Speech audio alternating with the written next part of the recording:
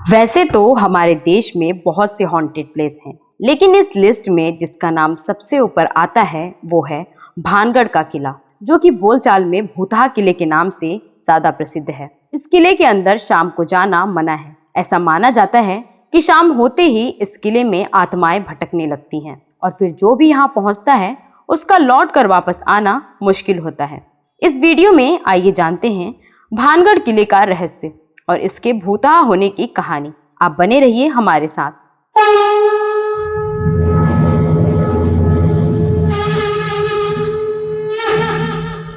दोस्तों, भानगढ़ का किला राजस्थान के अलवर जिला में सरिस्का राष्ट्रीय उद्यान के पास है। यह किला देखने में बेहद ही सुंदर है और इस किले को आमेर के राजा भगवंत दास ने 1583 में बनवाया था। भानगढ़ के बसने के बाद लगभग 300 वर्षों तक यह आबाद रहा।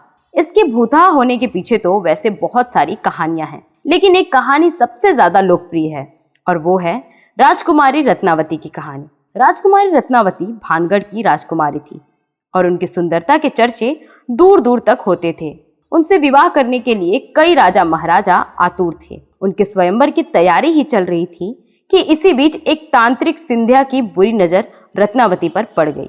वो उन्हें पाने के लिए पागल हो गया और उसने सोचा कि वो अपने तंत्र मंत्र से राजकुमारी को अपने वश में कर लेगा और यही सोचकर उसने राजकुमारी का पीछा करना शुरू कर दिया और एक दिन उसे अपना काला जादू करने का मौका मिल गया। दरअसल रत्नावती एक दिन अपने सखियों और दासी के साथ बाजार में अपने लिए इत्र खरीदने गई थी।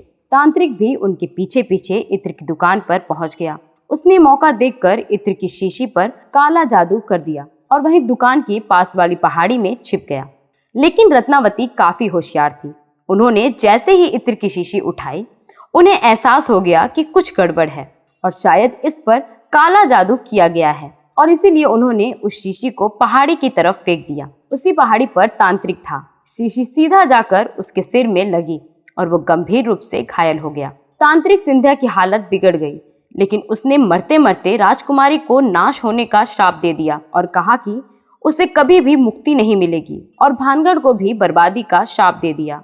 संयोग से उसके एक महीने बाद ही पड़ोसी राज्य अजबगढ़ से लड़ाई में राजकुमारी सहित सारे भानगढ़वासी मारे गए और भानगढ़ वीरान हो गया। तब से वीरान हुआ भानगढ़ आज तक वीरान है और कहते हैं कि उस लड़ाई में मारे गए लोगों के भूत आज भी रात को भानगढ़ किले में भटकते हैं, क्योंकि तांत्रिक के श्राप के कारण उन सबको मुक्ति नहीं मिल पाई।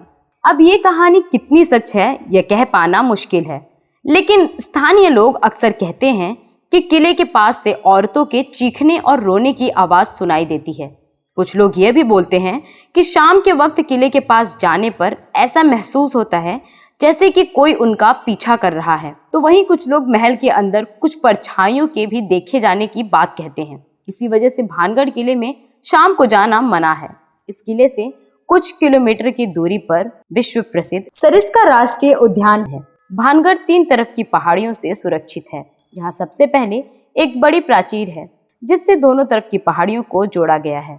इस किले में सचमुच भूत है या नहीं, इसकी आधिकारिक पुष्टि अब तक नहीं हुई है, लेकिन स्थानीय लोगों की बातें सुनने और उनके भय को देखते हुए यहाँ पर सूर्य अस्त के बाद जाना प्रतिबंध कर दिया गया है। भारतीय पुरातत्व सर्वेक्षण द्वारा खुदाई से इस बात के पर्याप्त सबूत मिले हैं कि यह शहर एक प्राचीन ऐतिहासिक स्थल है। फिलहाल इस किले की देखरेख भारत सरकार द्वारा की जाती है। किले के चारों तरफ एएसआई की टीम मौजूद रहती है। एएसआई ने सख्त हिदायत दे रखी है कि सूर्य अस्त के बाद इस इलाके में किसी भी व्यक्ति के रुकने के लिए मनाही है। भारतीय पुरातत्व के द्वारा इस खंडर को संरक्षित कर दिया गया है। गौर करने वाली बात यह है कि यहाँ पुरातत्व विभाग ने हर संरक्षित क्षेत्र में अपने ऑफिस बनवाए हैं। वहीं इस किले के संरक्षण के लिए पुरातत्व विभाग ने अपना ऑफिस भानगढ़ से दूर बनवाया है।